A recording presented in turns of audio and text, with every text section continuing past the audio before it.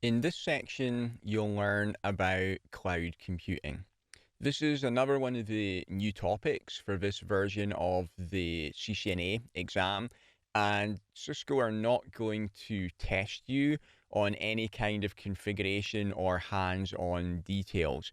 Rather, they're going to test you on the theory of cloud computing.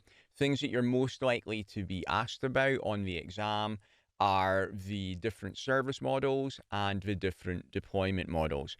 But I don't want to just tell you what they are without giving you some context first. So I'll start off by explaining what cloud computing is. Before I can do that, I'll tell you what the traditional models are that cloud computing can work along with. And then I will explain what cloud computing is. We'll get into the different characteristics. I'll also talk about virtualization as well, because it's really important to understand that, to understand what's happening in a cloud environment.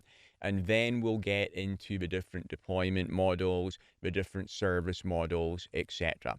I'll wrap everything up by summarizing the advantages of cloud computing. So by the end of this section, you'll have a really good understanding of what cloud computing is.